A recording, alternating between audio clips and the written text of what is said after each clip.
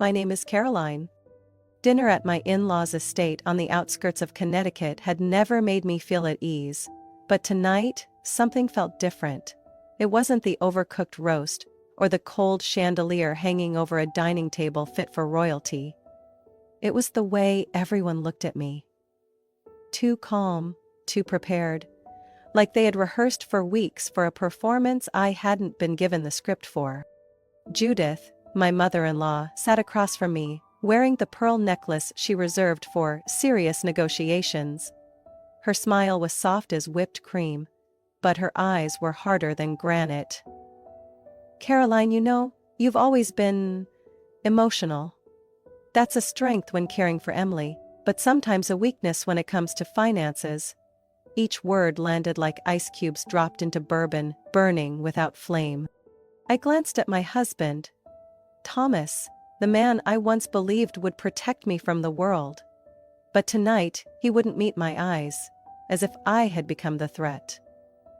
His hand rested lightly on my thigh, paper-thin. Not to comfort, but to restrain.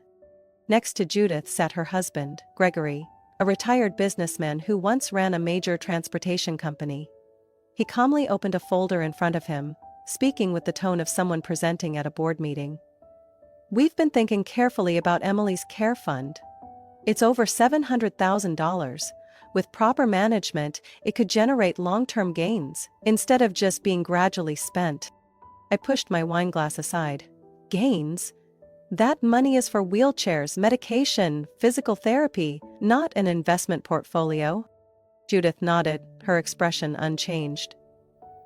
Exactly why we believe it should be overseen by experienced people. The family has connections to top financial advisors.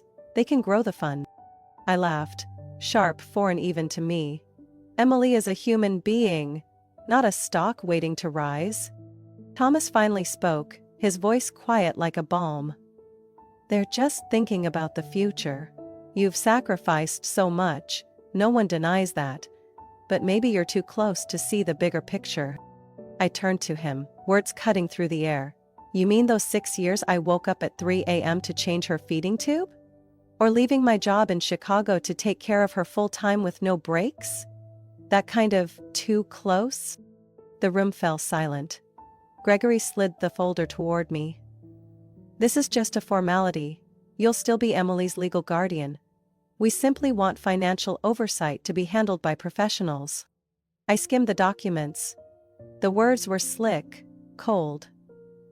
Transfer of full financial decision-making power. Irrevocable authorization. No routine reporting required. To the current guardian. Judith's smile didn't budge. You just need to sign here. Everything has been reviewed by legal counsel. We all want what's best for Emily. I stared directly at Thomas, waiting for a flicker of the man I had once loved. But he only nodded. Caroline, it's not a big deal. It's just paperwork. I slowly withdrew my hand from his. Not a big deal? Then why the need for a secret family dinner just to get my signature? Why wasn't this discussed beforehand? Gregory frowned. You're overreacting. I gave a quiet, emotionless laugh. No. This is me when I'm clear-headed. And I knew. This storm was just beginning. 3 days after that dinner, Thomas started coming home late. His excuses varied.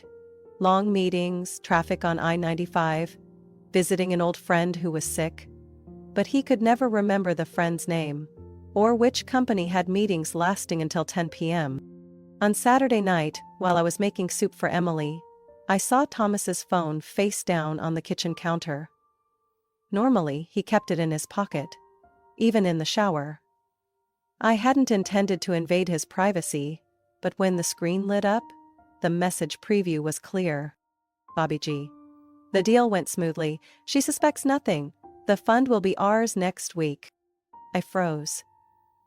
The ladle stopped mid-stir. Ours? Deal? Emily wasn't a commodity. I took a photo of the screen, my hand shaking.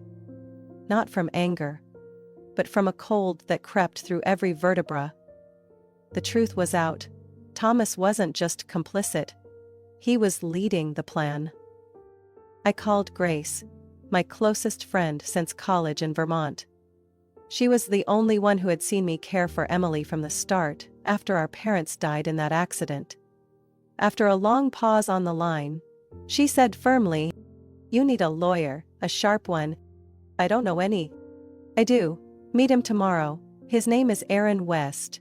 He works out of Providence. Small office, but razor sharp when it comes to disability protection law." The next day, I drove nearly 2 hours to Rhode Island. Aaron's office was on the second floor of an old building, with frosted glass doors and a rusted bell. He didn't need a polished suit or marble lobby, just a firm handshake and eyes that missed nothing.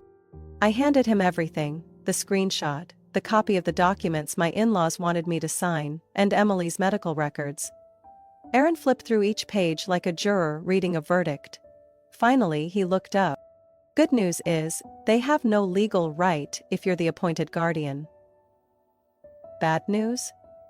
They can still create noise, sue you, smear your name. I nodded. "I'm not just trying to defend myself, I want to make sure they never touch her fund again." Then we convert it to a special needs trust. Can't be contested, can't be reassigned, can't be manipulated, not even by family. Over the next 2 weeks, I worked quietly with Aaron and Grace. We restructured everything: new trustees, third-party oversight, airtight confidentiality.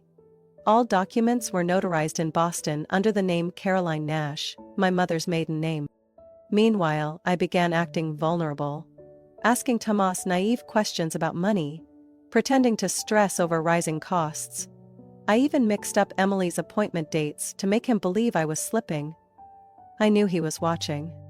Then I planted audio recorders. One under the dining table, one behind the orchid in the living room, and the smallest hidden under the couch, where his family always schemed when I stepped out. Every word, every smug chuckle, was captured. A week later, I got the recording I needed. Gregory's voice, clear as day. "Once Caroline signs, the money moves to the secondary account. We withdraw first, invest later. If anything goes wrong, blame her mental health." Then Judith, voice sharp enough to draw blood. "She's already worn out. 10 years of caregiving and she's graying. Anyone can see she's over it. We need someone clearer-headed." I listened to that clip 12 times. Not to remember, but to make sure I never forgot. That night, after Emily fell asleep, I backed up every audio file onto a hard drive and locked it in the safe. One copy went to Aaron, another to Grace. Both were silent for several moments after listening. Aaron broke the silence first. "We'll use this. When they're sure they've won, we pull the curtain. And when it drops, no one walks away clean." I looked out the window. Trees trembling under the amber porch light. And I knew, deep down, there was no turning back. Only forward. On Friday night, Judith called and invited me to a family dinner at the lakeside estate in Norwalk. Her voice was sweet, like honey laced with sedative. "Just a little gathering, Caroline, nothing serious, dear." I nodded politely and hung up. Looking out to the backyard, where Emily was laughing as the sprinkler startled her, I whispered to myself, "It's time to end this act." I chose a cream-colored dress, simple and soft, unthreatening. Light makeup, low bun, the look of a woman worn down from years of caregiving. Before leaving the house, I opened the bookshelf, pulled out the mini recorder hidden inside Gone Girl, and tucked it carefully into my purse. Full battery. 8 hours of memory. The main backup was already with Grace.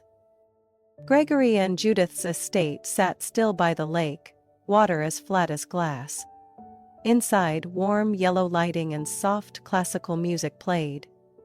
Thomas greeted me, adjusting his collar like an actor fixing his costume before curtain call. He kissed my cheek, and I smelled the wine on his breath, a sign of nerves disguised as calm. The dinner table was meticulously set, scented candles, white lilies, a decanter of red wine, just the way Judith liked it. Gregory took his usual seat at the head, still carrying the posture of a boardroom veteran. Judith smiled her social smile and pulled out my chair. "No business talk tonight, Caroline," she said sweetly. "We're family, after all, aren't we?" I nodded, my eyes drifting toward the thick envelope placed neatly on my plate. My name was printed in cursive. No one touched the food. This was just the stage for their carefully choreographed persuasion. Gregory began, his voice steady, dripping with self-importance. "We know you've done an amazing job with Emily, but the future requires planning. If the fund is managed well, she'll have long-term financial security." Thomas chimed in, placing a hand over mine. "You don't have to carry everything alone. Sharing is a deeper form of love, isn't it?" I smiled faintly, nodding. "You're right, maybe I've been too stubborn." Judith lit up like a chandelier. "I knew you'd understand. This is the right move." I opened the envelope, pulled out the documents. My eyes passed over the cold language: financial authority, decision rights transfer, liability waiver. I picked up the pen, signed each page slowly, every curve of my signature deliberate, like I was completely in agreement. Thomas exhaled. Gregory gave a pleased nod. Judith raised her wine glass. "To a secure future." I clinked glasses with her, swallowing the bitter wine. "To Emily." I stayed long enough not to arouse suspicion. When the beef stew was finally served, I reached under my napkin, hit the stop button on my phone recorder, and quietly excused myself. "Emily's having a hard time sleeping tonight," I explained. I didn't look back as I walked out of the estate. My heartbeat was steady. I got into the car, locked the door, and started the engine. My phone lit up. "Grace. Is it done?" "Done, crystal clear recording." "And the papers?" I signed. "But they mean nothing now." I had already moved the entire care fund into a special needs trust 2 weeks ago, under third-party oversight in Hartford. Aaron personally ensured every step was legal and irreversible. Even if I signed 10 more times, they couldn't touch a single cent. When I got home, Emily was asleep. I walked into her room, adjusted her pillow, gently pulled the blanket over her shoulders. Her face, under the nightlight, was as peaceful as an angel's. "They think I surrendered, Em," I whispered. "But they don't know. I've been several steps ahead." I stepped out, closed the door softly behind me. The war wasn't over. But my side had just gained the upper hand. And they wouldn't know until it was far too late. 4 days after that dinner, I received a court summons. The envelope bore the name of Hastings and Lyle, the law firm where Gregory once held shares. I opened it in the kitchen, my hands still dusted with breadcrumbs Emily had spilled. The document was thick, sealed in red, and the title stood out in bold: "Allegation of financial fraud and misappropriation of a special needs trust." I gave a faint smile. Not because I was shocked. This had been part of the plan all along. That evening, I called Grace to stay with Emily and drove straight to Aaron West's office. A light rain misted the windshield like silver fog. Aaron was waiting with hot coffee, his expression calm, like he had already read the next chapter in this legal novel. "They really filed?" he asked, unsurprised. "Yes. They're claiming I unlawfully moved the fund, abused my guardianship, and am financially unfit." Aaron chuckled and opened his laptop.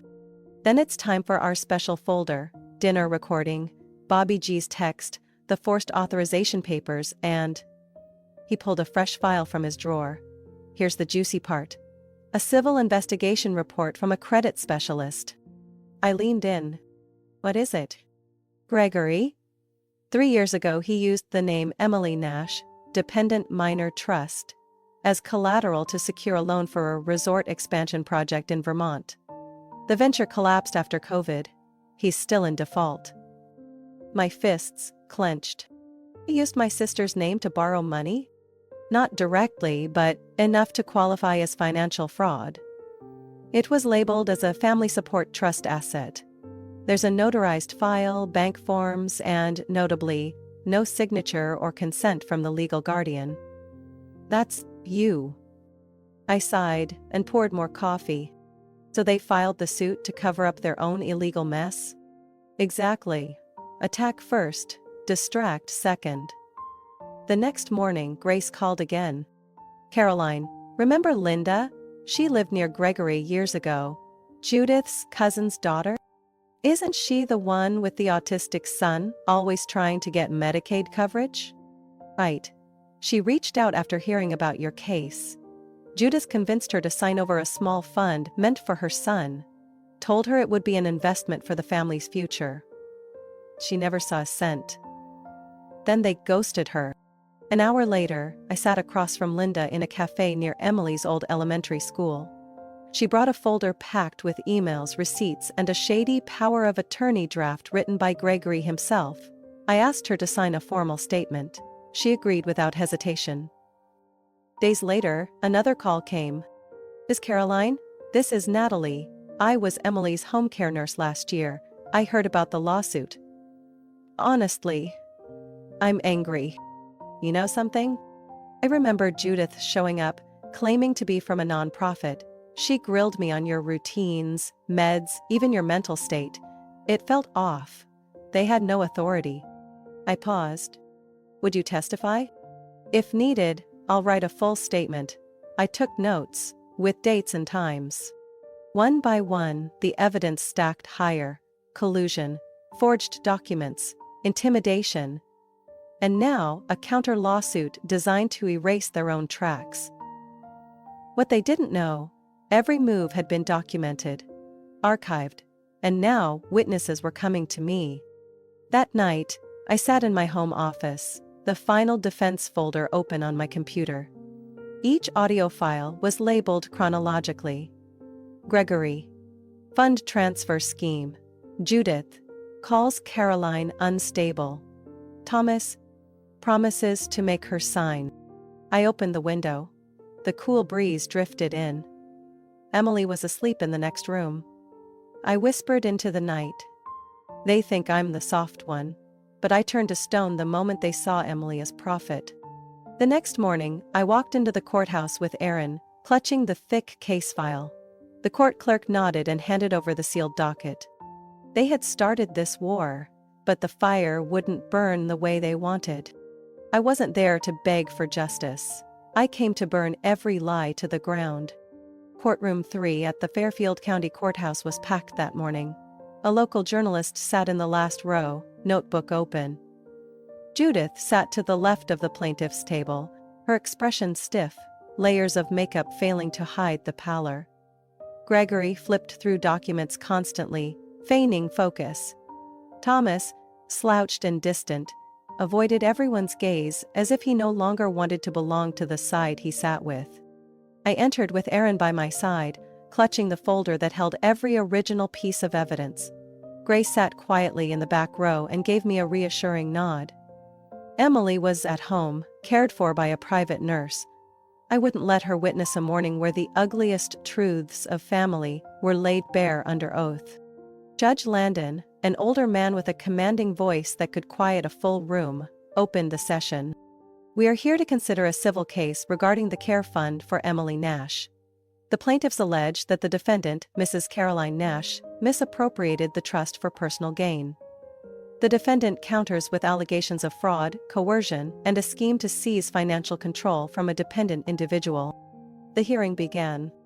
The plaintiff's attorney attempted to spin a narrative that I was emotionally overwhelmed, lacking financial clarity, and that they were merely concerned family members trying to help. But when Aaron rose, the tone shifted with his very first sentence.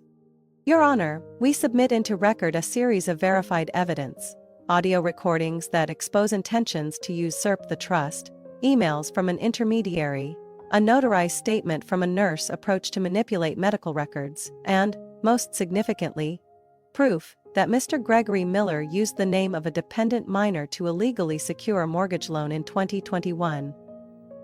He laid down each document. Every name mentioned, every printed number, every forged signature was another nail sealing the coffin of their manufactured decency. Then the courtroom fell silent as the recording played. Judith's voice, crisp and clear. "She's weak. Just a few more nudges and she'll sign."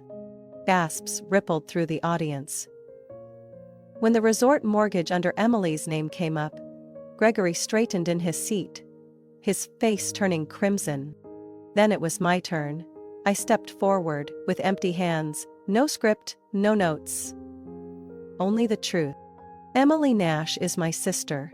I've cared for her every day for the past 10 years, since our parents died. I changed her feeding tubes. I fought insurance battles. I gave up my career in Boston. Not a single dollar from her fund was spent on me.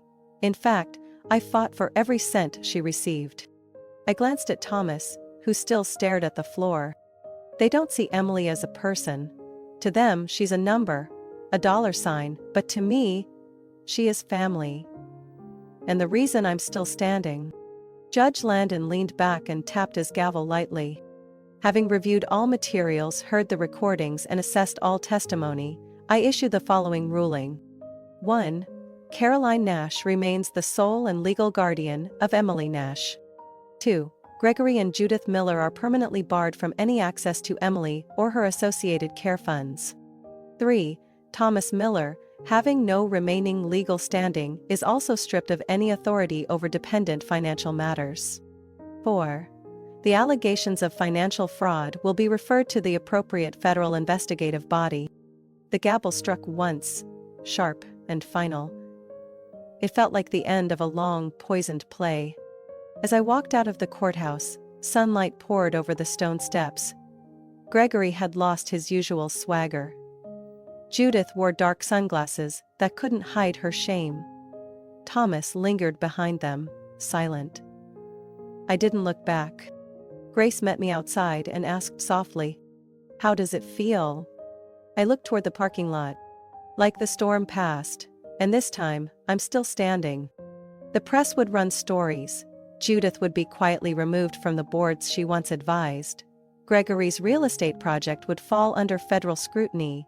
And Thomas, he might lose his job, his reputation, and everything he thought he owned. But I only needed one thing, my sister's safety. And now, I had it, on paper, in law, and in my heart. 1 month after the trial, Emily and I moved into a small 2-story house in the town of Guilford. Far from everything that had once belonged to the Miller family. No more lakeside mansions, no more cold white walls. No lingering scent of overpriced perfume in velvet curtains. Our new home had a wide lawn, a stone path, and a sun-drenched room I turned into Emily's therapy space. Emily adored it all. She especially loved the round window on the second floor.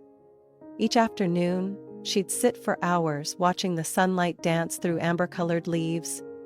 For the first time in years, she felt peace without having to be on guard. I signed the divorce papers on a Monday morning at Aaron's office.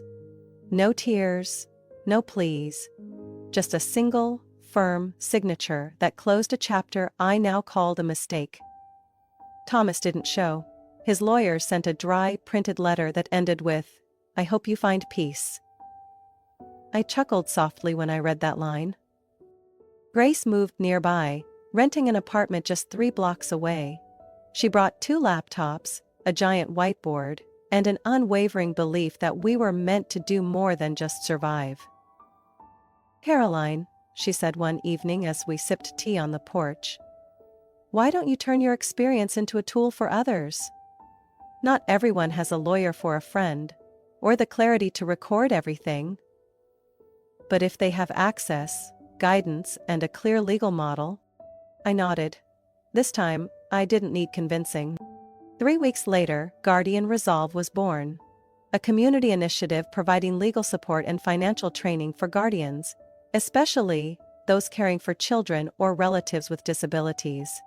Our first online seminars drew over 500 participants from 16 states. Parents, caregivers, even law students. A single mom in Arizona, whose brother-in-law tried to split her autistic son's fund. A woman in Minnesota, sued by her own mother for financial incompetence. And then, states began to take notice. Aaron emailed me with a subject line in all caps. "You're being cited." The Caroline Nash v. Miller case is now being referenced in 3 ongoing trust disputes, in Illinois, Oregon, and Pennsylvania. Attorneys are using the special needs trust framework we created as a legal model. I stared at the screen in silence, then laughed, not from pride, but because it felt like I'd finally laid the first brick in a house that wasn't just for me. That morning, while Emily trained with her therapist, I sat at my desk taking calls from our legal response team. An elderly woman in Louisiana cried because someone finally listened to her story about her grandson with cerebral palsy. A young man in Florida sent us a new logo design and pitched an idea for an app to track therapy expenses. Grace walked in and pointed to the calendar. "We've got a CBS Morning invite tomorrow. They want your story, it's spreading." I sighed. "I don't want to be famous." "You don't have to be, you just have to remind people they're not alone." That night, I wrote a summary of the entire legal battle, a 10-minute read for anyone in need. I titled it, "A Guide to Fighting Financial Manipulation Within Families." Then I printed the first 50 copies. Emily went to bed early after playing with her new color-changing nightlight. I sat by the window, looking out at the freshly trimmed grass and catching the scent of mint from the garden along the fence. Part of me still couldn't believe it was over. But day by day, the silence no longer felt threatening. And for the first time in years, I wasn't bracing for the next storm. I was rebuilding, brick by brick, step by step. Not to defend, but to hold the door open for others to walk through. One October afternoon, as red leaves blanketed the yard, I received a handwritten letter. The sender was Jennifer, a single mother from Montana whom I had never met. In the letter, she wrote about being pressured by her own parents to hand over financial authority to her younger brother, after her daughter was diagnosed with cerebral palsy. They told her she was too weak for big decisions, and that it was best to let someone with a business mind handle things. She believed them, until there was only $300 left in the account, and her daughter couldn't afford treatment anymore. I found Guardian Resolve one night while looking into how to sell my car to buy my daughter's medication. I read your story, and for the first time, I didn't feel like a foolish failure. I was just a mother trying to protect the one thing she had left. Thank you. You didn't save me, you helped me stand up to save myself. I sat in silence for hours after reading it. Outside, Emily was playing with Grace, her hand fluttering in the wind, her eyes sparkling in the golden light of the late afternoon. She had no idea she was the reason any of this was possible. I used to think protecting Emily was my only boundary. But stepping past that line, I learned something. Love doesn't ask for permission. It doesn't belong on a balance sheet or in a boardroom debate. Love might be soft, but it's the strongest material you can use to build a wall against manipulation, betrayal, and greed. They thought I'd break. Because I was a woman, because I cared for a disabled child alone, because I was too emotional. But they forgot one thing. Those who've been deeply hurt often develop the fiercest resistance to poison. Judith no longer appeared on the boards of any major art foundations. Gregory, according to Aaron, had sold off his real estate shares to repay fraudulent loans. As for Thomas, I hadn't heard anything. And honestly, I didn't need to. Guardian Resolve now had a real office in New Haven. We ran in-person training sessions, partnered with local law schools, and launched a 24/7 hotline for urgent issues involving dependent care funds. In just 6 months, we'd helped more than 200 families across 12 states. But what I'm most proud of is what I see when I look at Emily each day. She is no longer caught in the crossfire of power plays. She laughs, eats well, sleeps peacefully. She is no longer the centerpiece of a legal battle she never asked to be part of. Some nights, I still think about that lakeside estate. The bright kitchen, the perfectly ironed tablecloths, the sound of wine being poured, the eyes across the table. Never asking what Emily needed, only how much was left in the fund. If this story reaches you, someone fighting to retain even a shred of decision-making power, someone told, "You're too irrational," or someone simply feeling lost in the chaos of family and finances. Remember this: you are not alone. And if anyone ever says you're too emotional to decide, ask them, "Do you love the person I'm protecting?" I love Emily for no reason at all, and that gave me every reason to protect her completely. And if you ask me what got me through it all, it wasn't the law, it wasn't the recordings, it wasn't my network. It was the moment I looked into my sister's eyes in that cold courtroom and knew I didn't let them take her from my arms. Love, when it isn't tethered to self-interests, doesn't need to win to prove anything. But in this story, it did. And I'm only just beginning to write the next chapter. Caroline's story is a powerful reminder that true courage doesn't come from status or power. It comes from unconditional love and unshakable resolve in the face of injustice. When betrayed by her own family, she didn't choose silence or compromise. She exposed the truth, step by step, and protected her vulnerable sister from manipulation. In the real world, many families still fight to keep control over their disabled loved ones. And Caroline has paved the way so they no longer have to walk that road alone. What do you think of Caroline's decision? What would you do in her place?